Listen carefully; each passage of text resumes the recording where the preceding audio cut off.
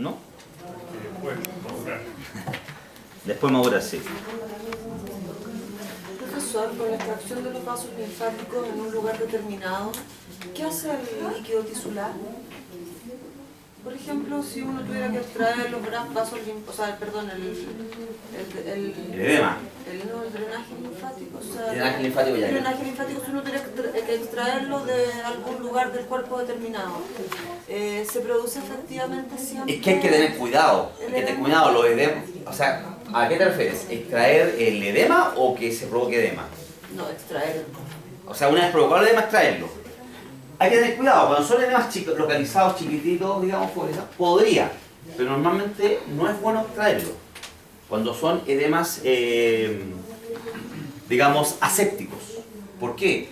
Porque tú al introducir, ¿no es cierto?, la aguja y por tanto provocar lo que se llama solución de continuidad, romper la piel, tú puedes dar una vía de entrada para infección y ahí se te puede provocar un exceso. Exactamente. Entonces normalmente los edemas, que son típicos a veces edema inflamatorio, que es un edema muy particular, donde participan varios factores que estamos analizando acá, o bien se trata con diurético o se trata como inflamación. Pero en casos muy específicos uno los drena como tal. Como les decía, el caso de la citis se hace un drenaje que se hace en humanos, un drenaje, pero eso es como efecto paliativo, ¿no? Porque no hay nada que lo recupere. Cuando haya citis por causa de desnutrición, por parasitismo, indudablemente que tratando esa causa, poco a poco se va a ir disminuyendo el edema y se ayuda con diuréticos también. O sea, tú no puedes sacar una citis bruscamente con un drenaje porque puedes provocar un desbalance circulatorio. Porque bruscamente el líquido, ¿no es cierto?, de sanguíneo, el líquido extracelular. ¿Hay distintos tipos de asitis? ¿Ah? ¿Hay distintos tipos de asitis? No, la citis es única, es en la cavidad abdominal. Lo que hace es que puede haber otro edema de cavidad, por ejemplo, puede haber edema de la cavidad torácica, Pero cuando es un que se conoce como edema tórax. exudado, exudado. Ah, correcto.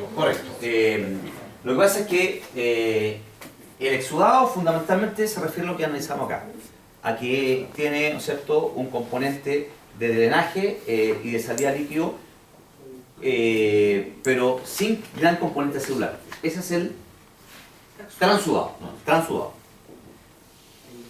El exudado es normalmente asociado a un proceso inflamatorio, infeccioso.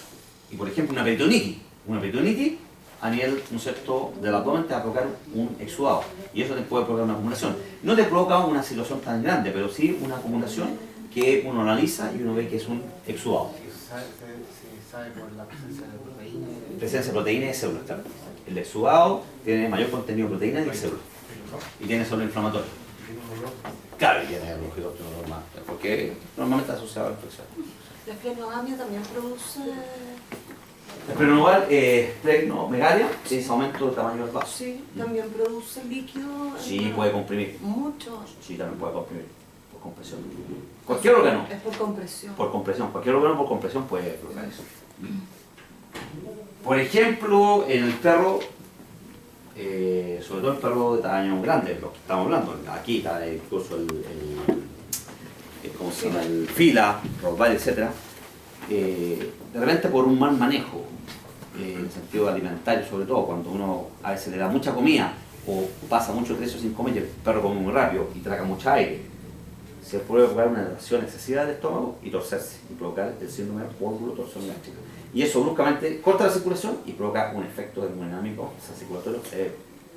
Gravemente acumula líquido y se puede provocar, ¿no es cierto?, un problema circulatorio y muerte en pocas horas. Muy complejo.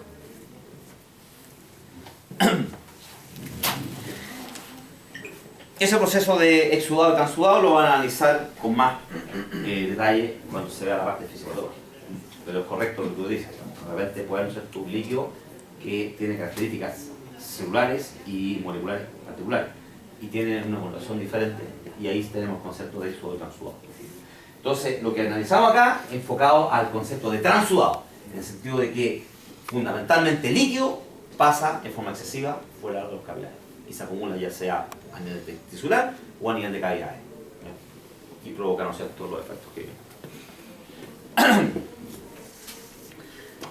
Otra situación de equilibrio que tenemos que también considerar, que corresponde a que por la actividad metabólica se producen metabolitos de desecho, muchos de ellos, ¿cierto? Y gran parte de los metabolitos que se producen por la actividad metabólica celular son de naturaleza ácida. Y un componente ácido implica que aporta hidrogeniones a una solución. Entonces vamos a empezar a hablar de hidrogeniones como ácido. Entonces, ¿qué significa esto? Significa que por la actividad metabólica celular, a nivel interno celular, se están produciendo moléculas, ¿cierto?, ácidas, por lo tanto, hidrogeniones. Estos hidrogeniones, indudablemente que parte de ellos van a tener que pasar hacia afuera, hacia el intersticio, y van a pasar muchos de ellos también hacia la sangre. ¿Y esto qué va a provocar? Va a provocar acidez en los líquidos tisulares, intracelular, extracelular, intersticio, plano. Y eso puede ser gravísimo. Y por lo tanto tiene que regularse. Partamos primero por el concepto. ¿Por qué puede ser gravísimo que aumente mucho la acidez de los líquidos? ¿Alguien tiene una idea por qué puede ser gravísimo? ¿Ah? ¿Afecta el pH celular? De hecho, el pH celular depende de la concentración de hidrogeniones dentro de la célula, correcto. Lógicamente se va a afectar, pero ¿en qué afectar en forma íntima? ¿Qué es lo que se va a ver afectado cuando se altera el... ¿Ah? Correcto, la actividad enzimática. Porque ustedes saben que la actividad enzimática depende de condiciones físicas y químicas, ¿cierto?, establecidas de acuerdo al tipo de reacción. Condición física de temperatura, condición química de equilibrio o de condición ácido-base. De hecho, más adelante vamos a ver que existen enzimas específicas, por ejemplo en el estómago, que para su máxima acción necesitan un medio ácido. En cambio, por ejemplo en el intestino van a haber enzimas que requieren para su máxima acción un medio neutro o alcalino. Bueno, y resulta que en el organismo tenemos millones de enzimas. Millones de enzimas. Y por lo tanto la actividad enzimática, que implica actividad celular, a nivel interno, a nivel de membrana, porque la membrana ya sabemos que hay enzima, y a nivel extracelular, que también hay enzimas extracelulares, se afecta. Por lo tanto, eso se debe considerar como concepto de por qué es importante mantener esta homeostasis de equilibrio llamado ácido-base. Y para esto hay que entender algunos conceptos matemáticos, químicos, básicos. Hablamos que para entender el proceso de osmolaridad y de presión osmótica, determinamos la concentración de los solutos en base a, ¿cierto?, el concepto de osmolaridad. Número de milmoles por litro. Y por tanto, el equilibrio quiere decir que la osmolaridad, por tanto, el número de milmoles de la sangre es el equivalente al intersticio y equivalente al intracelular, para que no haya un cierto gradiente osmótico y movimiento de moléculas de agua hacia uno u otro lado que afecte finalmente a la célula, como ya dijimos, o que la célula se agrande mucho y se pueda destruir, o que la célula se achique mucho y también se pueda destruir, ¿cierto?, por pérdida o ganancia de agua. Bueno, el mismo concepto tenemos que considerarlo con respecto a el equilibrio ácido-base. Y nuevamente al siguiente concepto de caja negra, que también el organismo, formando parte de, ¿no es cierto?, un ambiente externo, donde va a incorporar componentes de naturaleza ácida, y a su vez la cantidad o la concentración de componentes ácidos va a estar, ¿no es cierto?, en relación con el ingreso y el egreso, por un lado. Pero resulta que aquí la situación también es bastante compleja. ¿Por qué? Porque existe la producción interna importante y en algunas circunstancias abundante de componentes ácidos. Por ejemplo, el caso del ejercicio. Durante un ejercicio intenso hay una rápida actividad que lleva a una producción de ácido importante a nivel muscular fundamentalmente. Y eso tiene que ser rápidamente controlado. Porque si no es rápidamente controlado, se provoca un estado de acidosis que puede ser incluso mortal. Entonces la pregunta es, ¿qué está ocurriendo internamente en esta caja negra para que esto se mantenga estable, en equilibrio? A eso vamos. Brevemente, eso sí, conceptos, como dije, químicos matemáticos, en el sentido de que para evaluar la condición ácido-base de un líquido, ¿cierto? Debemos analizar la concentración directamente de ácido o de hidrogeniones. Y ahí entra el término de pH. ¿Qué es pH? ¿Qué significa pH? ¿Qué entienden ustedes por pH? Ya que lo nombraron a veces se nombra, ¿cierto? Cotidianamente. O sea, por ejemplo, dice este champú es bueno porque no afecta el pH de la piel, digamos, del casco, ¿cierto? O cremas que no afectan el pH de la piel, o si uno tiene un pH tanto, tal. ¿Pero qué es lo que es pH? ¿Está relacionado con la acidez? Sí, correcto, está relacionado con eso, pero ¿qué es lo que es? La diferencia de iones de hidrógeno. Eso. Ya. Hace que cambie la... Ya, correcto, pero ¿qué es lo que es? ¿Pero qué es lo que es, digamos? O sea, en términos bastante sencillos, ¿cómo lo podrían definir? Grado de acidez o de basicidad. ¿Ah? Grado de acidez o de basicidad de la sustancia. Exactamente. En el fondo, grado de acidez de un líquido. Es decir, es la forma de medir concentración de ácido en un líquido, en el fondo. Y a medir concentración de ácido, indirectamente estaríamos viendo el grado de basicidad. ¿Ya? Eso corresponde al concepto global de pH. Pero a su vez el pH es un concepto matemático también. ¿Y alguien se recuerda cuál es el concepto matemático de pH? Menos el logaritmo de la concentración de los iones de hidrógeno. Correcto. Vale, cuidado, oye. Sobre química. ¿Sobre química? Sí. Entonces usted haga la clase que quiere ahora.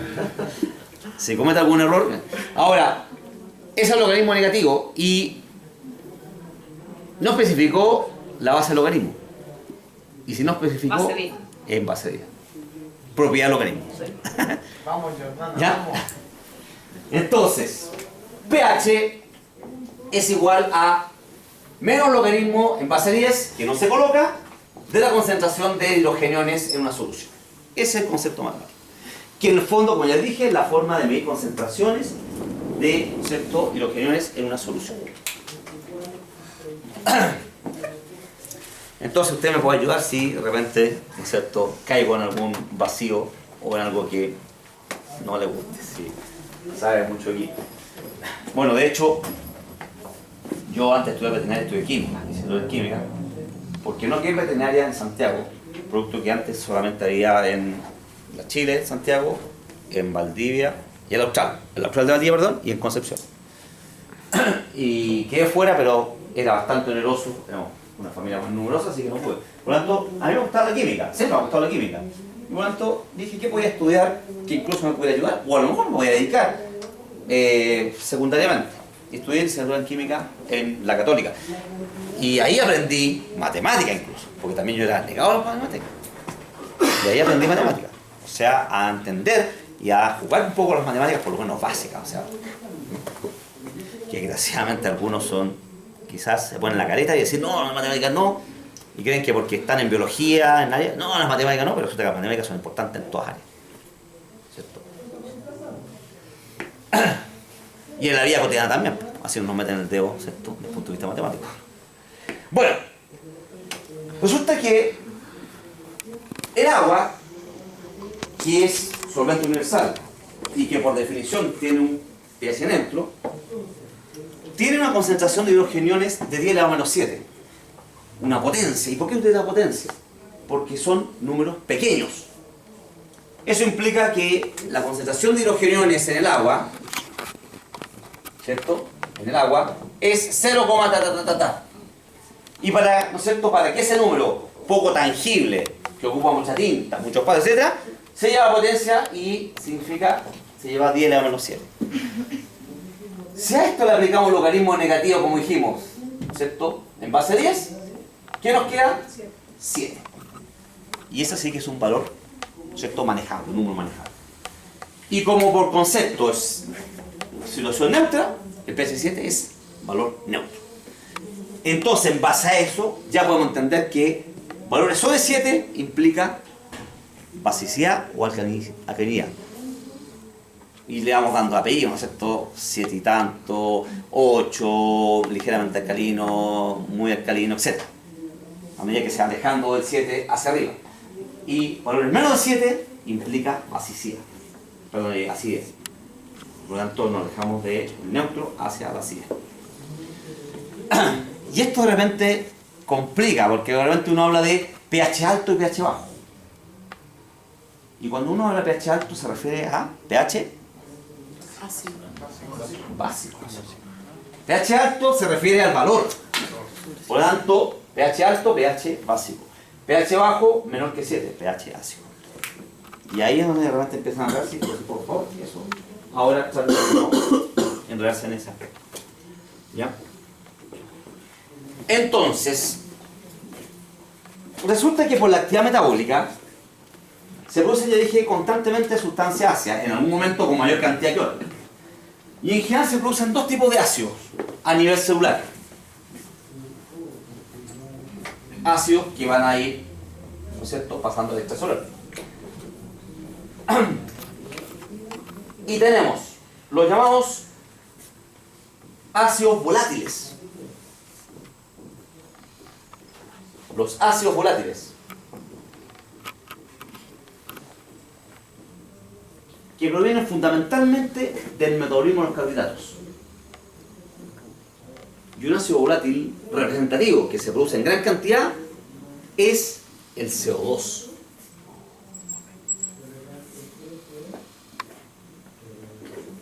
Miren, el CO2. ¿Y qué hablamos desde el inicio? Que un ácido es aquel que tiene hidrogenión y aporta hidrogenión. ¿Y el CO2? ¿Tiene algún hidrogenión? ¿Tiene algún hidrogenión? No, pero es un ácido. Vamos a ver por qué. ¿De qué se calla? Y tenemos los ácidos no volátiles, o también llamados fijos.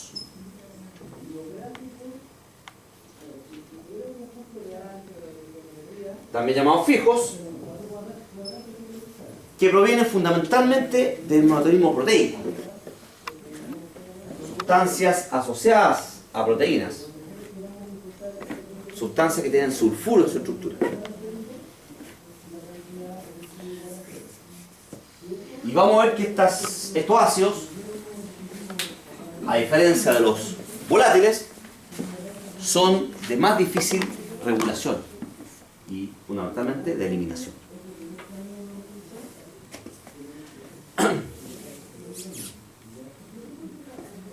Entonces, ¿qué es lo que debemos entendiendo? Que esta producción de ácido intracelular va a pasar al extracelular, al intersticio y a la célula, perdón, y a la sangre. Y por lo tanto, internamente tendería a acidificarse la célula. Por lo tanto, tiene que ocurrir algo para que la célula nos acidifique rápidamente. Y vamos a ver qué ocurre eso. Ocurre una regulación. Y a su vez, al ir pasando estas moléculas al exterior, el medio que rodea la célula también se está acidificando. Por lo tanto, tiene que regularse esto también para que la célula esté rodeada de un medio ácido que va a ser potenciante dañino también.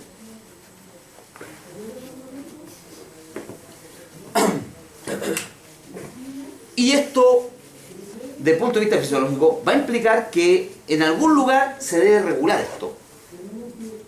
Y esto ocurre en el plasma. Y al regular el grado de hidrogeniones en el plasma, vamos a estar ayudando a regular los otros dos compartimentos, el intersticio y el intracelular. Tal cual como vimos con el caso de la osmolaridad.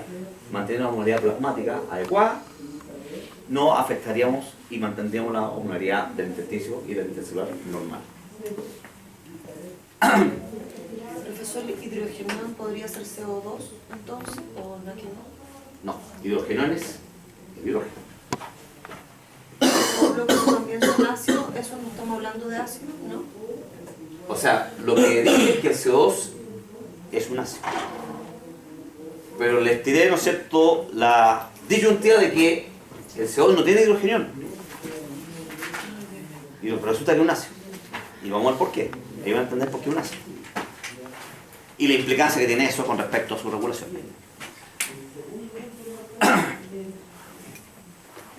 Entonces, ¿cómo se va a regular esto? Complejo, que incluso en su gran medida viene adentro. Es decir, la producción endógena es de ácido. Entonces, ¿alguien piensa cómo se debería regular? Debería existir algo que internamente regulara y debería existir algo que externamente también regulara, ¿cierto? Y ahí entra el concepto de buffer. ¿Qué es lo que es un buffer? ¿Qué es lo que es un tampón? ¿Ah? Encargado de detener la acidez. Regulador de pH.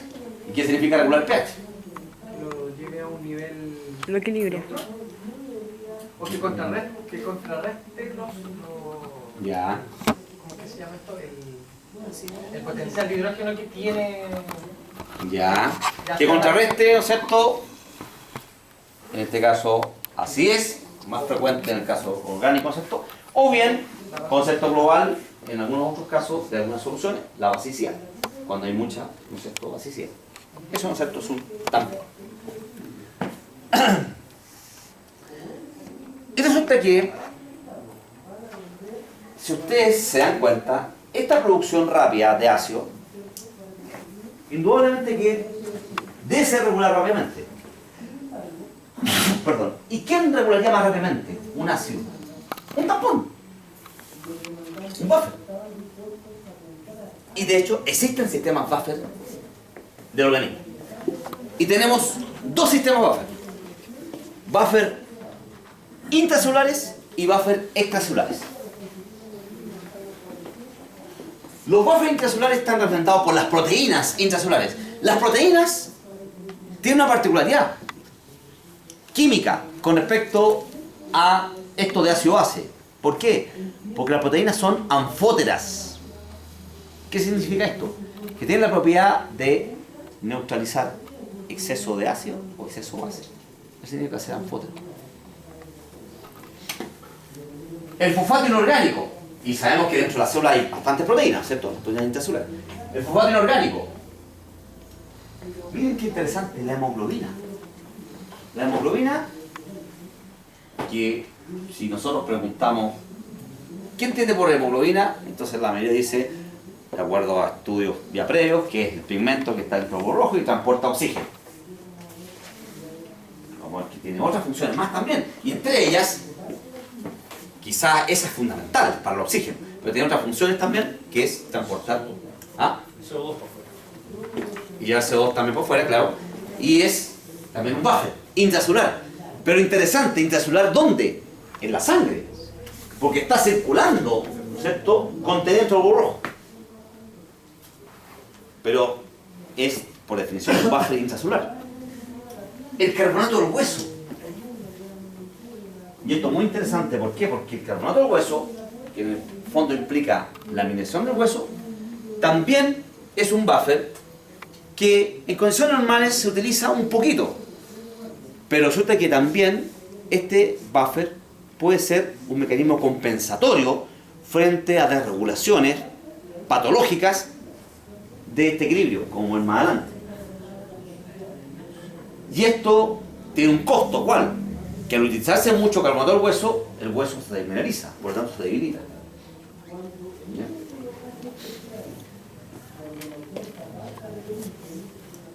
Y ahí tenemos, por lo tanto, ¿qué significa? Que en el fondo, dentro de la célula, cuando se producen ácidos, estos rápidamente van a ser neutralizados hasta cierto punto, ¿cierto?, por los buffers intracelulares.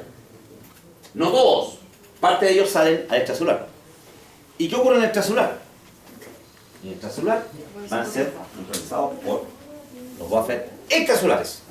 Y el buffer extracelular más importante, que está a mayor concentración, es el ion bicarbonato. Y también, pero en menor magnitud, tienen importancia como buffer las proteínas plasmáticas. Más adelante vamos a ver que es un grupo de proteínas particulares, habiendo unas, que son las más numerosas, que tienen propiedad de ser un sistema buffer, pero de mucho menor importancia que el bicarbonato, que es fundamental. Lo interesante es que los buffers, que serían moléculas, como estamos viendo, tanto intra como intracelulares, serían limitadas, no son ilimitadas.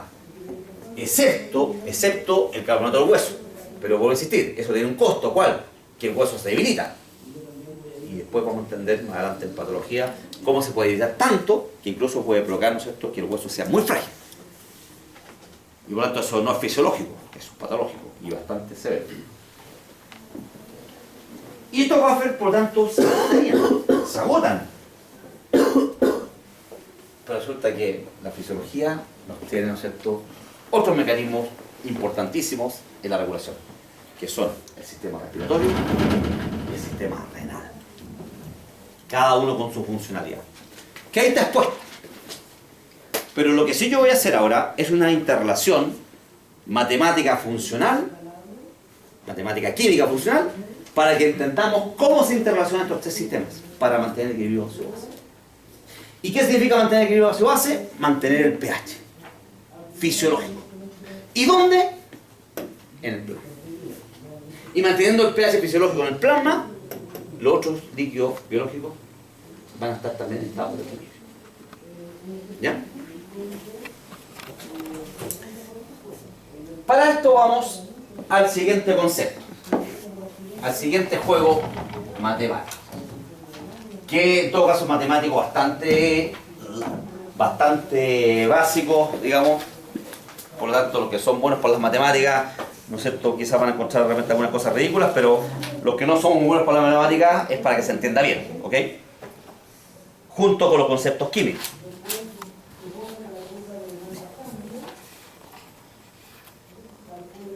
Lo dejamos eso por el momento en stand-by. Entonces, estamos con que por la actividad celular se producen sustancias ácidas. Y estas sustancias van hacia la sangre y van al plasma. Por lo tanto, ¿qué ocurre en la sangre? Todo lo que estamos analizando acá va a ocurrir en la sangre, por lo tanto, a nivel de la parte líquida de la sangre, que es el plasma, fundamentalmente. Ahí están llegando los hidrogeniones, o sea, las sustancias ácidas que aportan hidrogenio. Y estos hidrogeniones van a ser neutralizados por el buffer extracelular más importante, que es el bicarbonato. Y el bicarbonato, al contactar, al reaccionar con el ion hidrógeno, ¿qué forma? Ácido carbónico. Ácido carbónico. Reacción que es reversible. Y químicamente sabemos que la reacción reversible depende de la concentración de los reaccionantes versus la concentración de productos. ¿En qué sentido? Que se aumenta mucho la concentración de reaccionantes, el sentido se dispara hacia allá. Pero a su vez, si empieza a aumentar mucho la concentración de producto, la reacción se va en sentido hacia acá.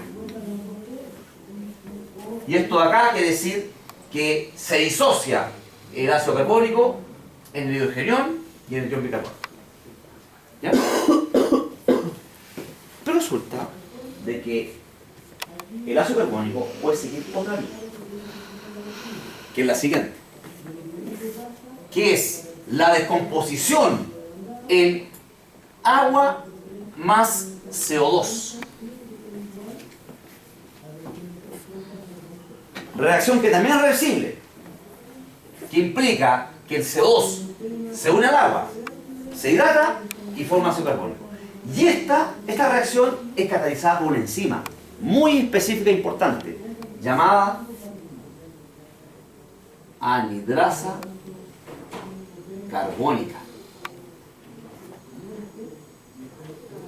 Enzima que se encuentra en varios lugares. Gran concentración dentro del rojo y fuera también del globo rojo, a nivel de la membrana fuera del globo rojo. Gran concentración en las células tubulares, renales.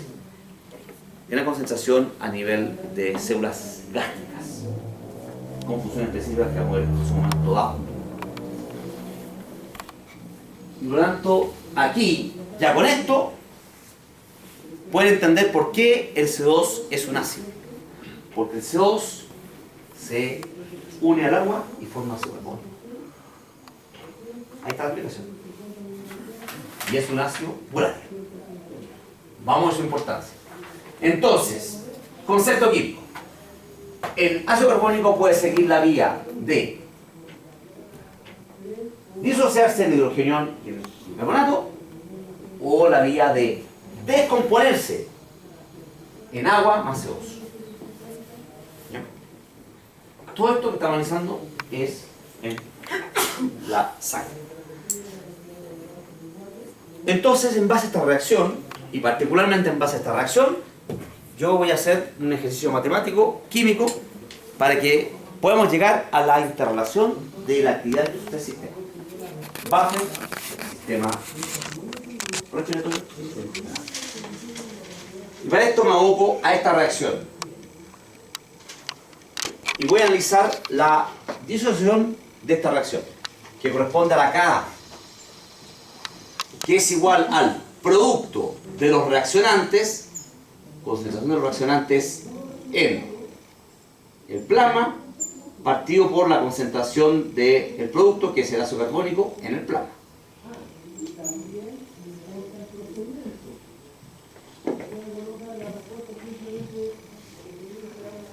El pH sanguíneo debe ser regulado. Y por lo tanto vamos a entender cómo se regula el pH sanguíneo en base a saber qué variables influyen en qué variable el pH sanguíneo. Y a su vez, cómo esas variables se regulan para que el pH sanguíneo se mantenga estable. Y eso es lo que vamos a ver acá. Y sabemos que el pH sanguíneo, o me han dicho el pH en sí, corresponde al logaritmo negativo en base a 10 de la concentración de hidrógeno. Por lo tanto, aquí vamos a meter logaritmo. Y lo primero que hacemos es apliquemos logaritmo en base 10. Y cuando es en base 10, no se coloca la base. Por tanto, la base del logaritmo. Por lo tanto, esto me queda como logaritmo de Ka es igual a logaritmo de todo esto, que significa concentración de hidrogenones por la concentración de bicarbonato partido por la concentración de ácido carbónico. Todo en el plasma, como ya les he dicho.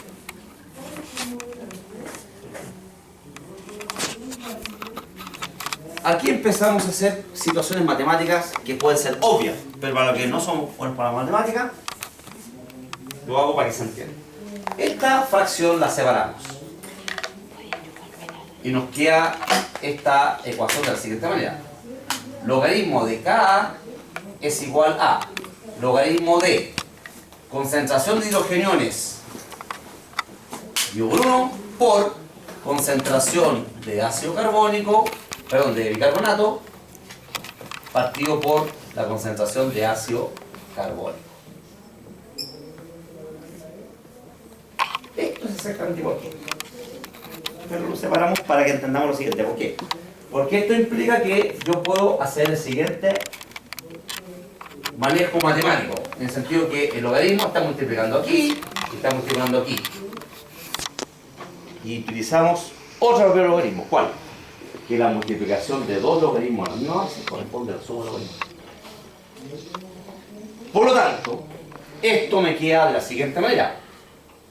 Esto me recuerda a mi profesor de matemáticas en la Católica, que tenía la tremenda pizarra y estaría encuadrado. Entonces así, tiza, ¿no es cierto? Y nos llenaba fórmulas. Nos decía, pero si no hemos hecho nada, lleno fórmulas. No hemos hecho nada y todo. Así uno aprende. Alarga. Logaritmo de Ka es igual a, por lo tanto, logaritmo de la concentración de hidrogeniones más logaritmo de la concentración de bicarbonato partido por la concentración de ácido carbónico. ¿Estamos claros? Sí. Qué bueno. Me dan siguiente. Y yo quiero llegar a entender cómo puedo estimar las variables que influyen en el pH y cómo se regulan esas variables. Y si estoy mirando y empiezo a tener un poquito de cierta observación, yo puedo obtener en esta ecuación pH. ¿Por qué? Porque yo lo que puedo hacer es que este logaritmo lo paso para acá. Y al pasar para este lado, me queda negativo. Y a su vez, lo paso para acá. El cual también me queda negativo. Por lo tanto, ocurre lo siguiente.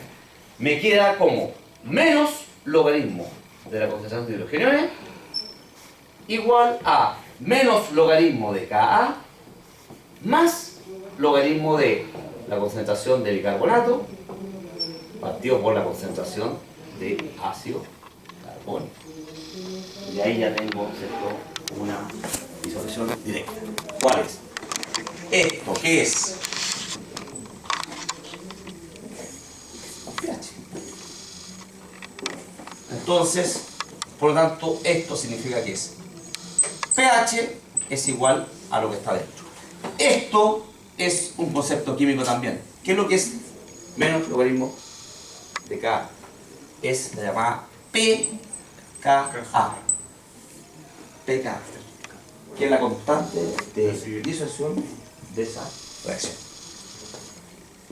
Más logaritmo de la concentración de bicarbonato en el plasma partido por la concentración de ácido carbónico en el plasma.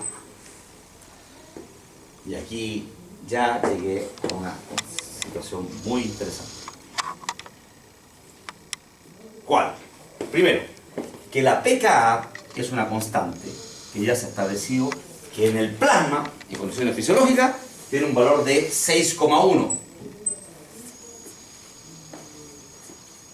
Por lo tanto, me falta un poquito de pizarra, pH es igual a 6,1 más logaritmo de la concentración de bicarbonato partido por la concentración de ácido carbónico. Y ya con esto tengo un análisis, ¿cierto?, más simplificado. En el sentido de que pH, ¿de qué depende? Depende de esto. Logaritmo de concentración de bicarbonato partido por la concentración de ácido carbónico. Por lo tanto, ¿de qué depende? De la concentración de bicarbonato y de ácido carbónico. Porque esto es una constante que en condiciones fisiológicas se mantiene en valor 6,1. Y por lo tanto, ya tenemos un componente de nuestro sistema. ¿Cuál? La base. El buffer extracelular más importante. Y resulta que el bicarbonato lo regula el sistema renal, el riñón. ¿Cómo? El riñón lo regula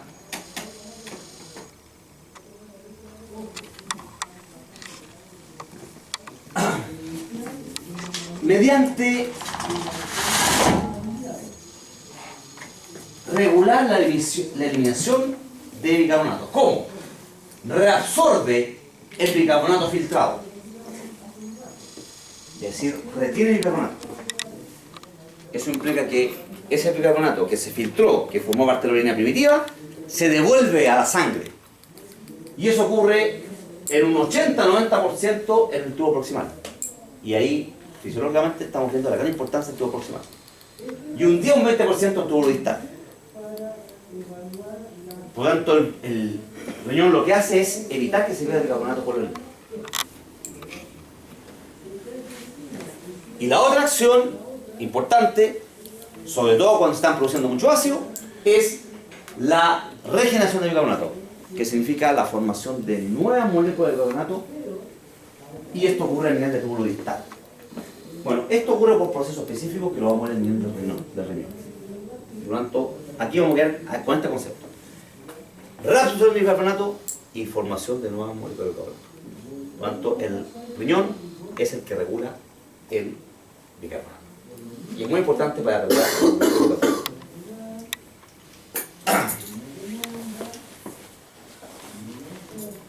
Pero nos falta el otro sistema. ¿Cuál?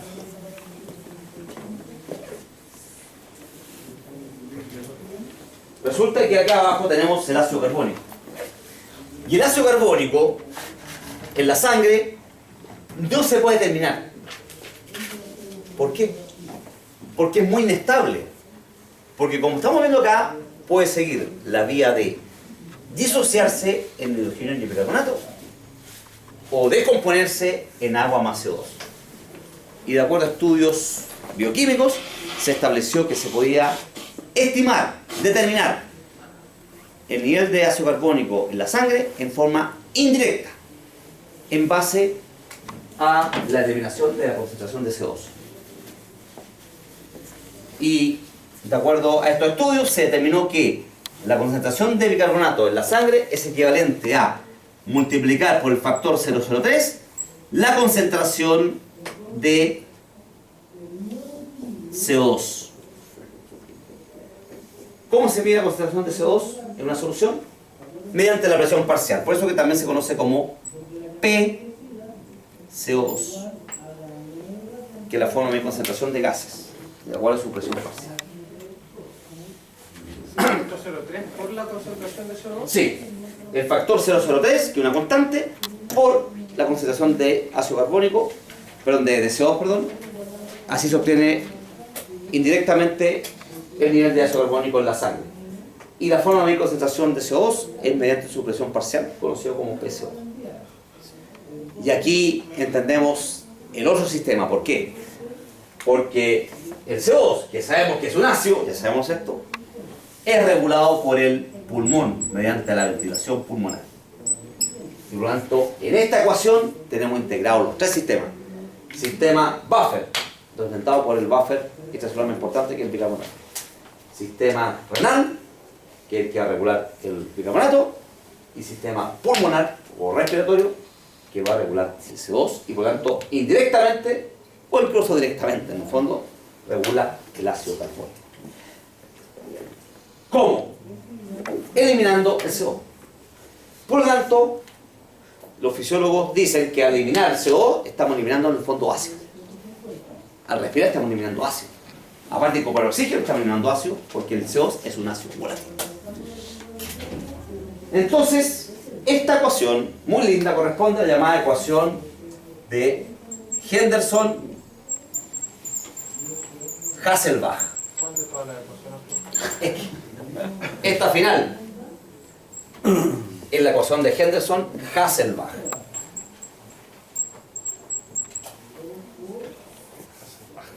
Que nos dice que el pH es igual a 6,1, constante, que en condiciones fisiológicas es ese, no varía, más logaritmo de la concentración de bicarbonato en la sangre, el plasma, partido por la concentración de ácido carbónico, o sea, partido por 0,03 por la concentración de CO2. Y así nosotros podemos jugar con esta ecuación y empezar a entender por qué puede variar el pH y cómo se regula a su vez. Juguemos, po. Si ese es el resultado. ¿Qué ocurre si el bicarbonato aumenta? ¿Qué ocurre con esta fracción? Si el bicarbonato aumenta, ¿qué ocurre con la fracción? Aumenta, o sea, el pH aumenta, o sea, se hace alcalino. ¿Qué ocurre si la concentración de bicarbonato disminuye? Esta fracción disminuye, por lo tanto el pH disminuye, o sea, se hace ácido. ¿Qué ocurre si el CO2 aumenta? Esta fracción no, si disminuye, se aumenta el CO2. ¿Qué ocurre con la fracción? Disminuye, por lo tanto el pH disminuye, o sea, se hace ácido. ¿Y qué ocurre si el CO2 baja? Esta fracción aumenta, o sea, el pH se hace alcalino.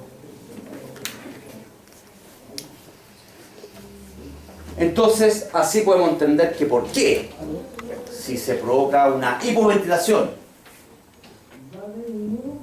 empieza a producirse una acidez. ¿Por qué? Porque al hipoventilar empieza a acumularse CO2. Al acumularse CO2 empieza a producirse esto. Empieza a acumular ácido.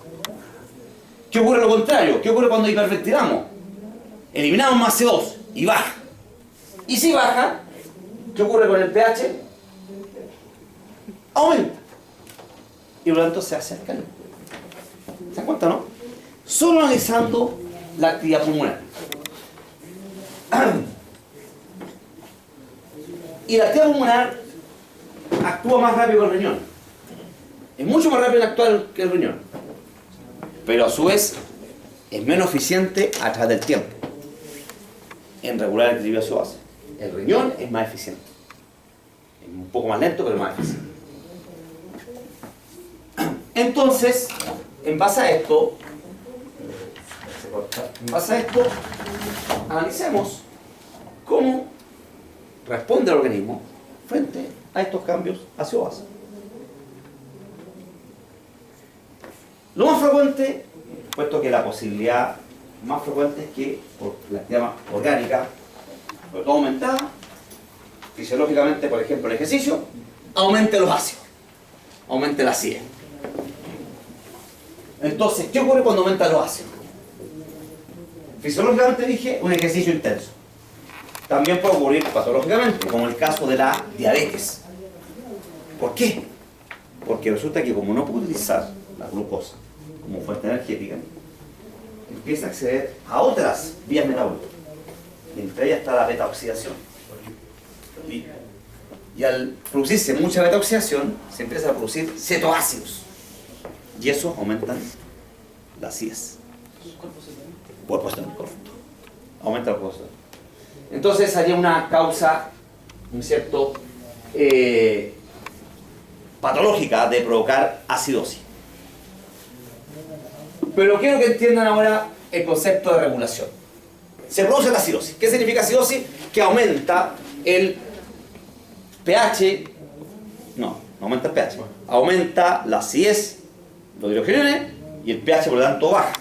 A todo esto nos había indicado que el pH normal plasmático está en el rango 75-74, o sea, neutro ligeramente alcalino. Ese es el pH normal y es bastante estrechamente regulado. Por lo tanto, pequeños cambios van a actuar en estos sistemas. Primero, los vasos. Forma posterior, el pulmón, y forma un poquito más tardía, el riñón. ¿Y cómo? Eso es lo que vamos a analizar. Entonces, supongamos un estado de acidosis. Cualquier origen. Veamos el mejor, digamos, demostrativo, el ejercicio. Entonces, si se produce un ejercicio intenso y empieza a producirse una actividad metabólica con mayor producción de ácido, se disparan los ácidos en la sangre, o sea, el oxígeno. Rápidamente, ¿quién actúa? El bicarbonato, para neutralizarlo. ¿Y qué pasa con el bicarbonato? Se empieza a ocupar y empieza en la sangre a disminuir y empieza a aumentar el ácido carbónico. Y el ácido carbónico a su vez puede seguir esta vía y empezar a aumentar el CO2. Fíjense, por ácido.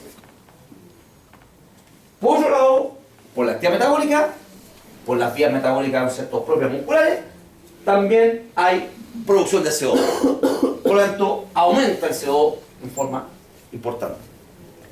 Pero ese es un problema menor. ¿Por qué? Porque este es rápidamente regulado por la ventilación pulmonar, mediante hiperventilación. Por lo tanto, el bicarbonato que empezó a neutralizar y evita que esto se dispare, va llevando a que aumente el CO2. Y este CO2 va a ser regulado rápidamente por el pulmón. Por lo tanto, se provoca, ¿cierto?, un estímulo, ¿no es cierto?, un estímulo ventilatorio. Implica que el sistema nervioso controlador, un momentito, estímulo nervioso controlador, que tiene receptores químicos, quimioreceptores, mandan información a este centro que va a indicar que aumenta la ventilación. ¿Y qué significa aumentar la ventilación? Aumentar la actividad de los músculos respiratorios. Y vamos a tener músculos que ayudan a ingresar el aire. Y el más importante es el diafragma, que es un velo muscular, pero muy importante. Y van a haber músculos que van a ayudar al fenómeno de expiración. ¿Ya? Y eso aumenta, por lo tanto se hiperventila. Y al hiperventilar, el CO2 comienza a disminuir, ¿cierto? ¿Qué ocurre con esta fracción? Es aumentar. Y por lo tanto el pH comienza a empezar a hacerse alcalino. ¿Cuál es tu pregunta? Delante dijo que el ácido carbónico podría pegarse y formar agua y CO2. Descomponerse. Descomponerse, que es el caso que estamos viendo ahora. Sí. Y eso se regula por la respiración, por la ventilación. Pero, Claro. ¿qué pasa si ahí entra la anitrasa carbónica, lo vuelve a transformar en bicarbonato? No. No, la anhidrasa carbónica actúa de ácido a descomposición. Unión de CO con agua y formar ácido carbónico. ¿Y eso? Ahí está jugando la anhidrasa carbónica.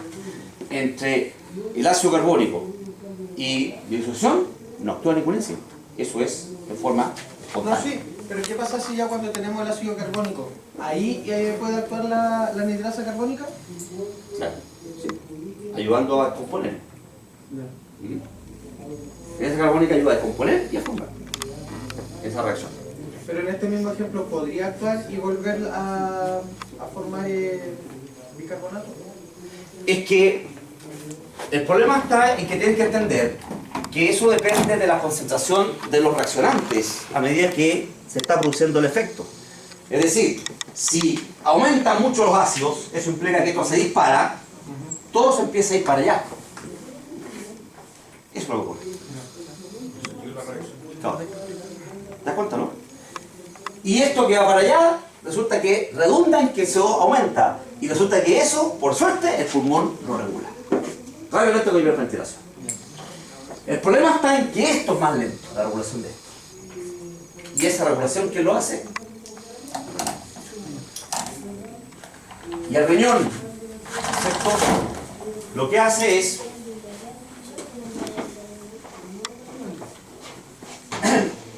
como dije, reabsorber el bicarbonato y evitar por lo tanto que se vea el bicarbonato y neoformar bicarbonato, o sea, formar nuevas moléculas de bicarbonato.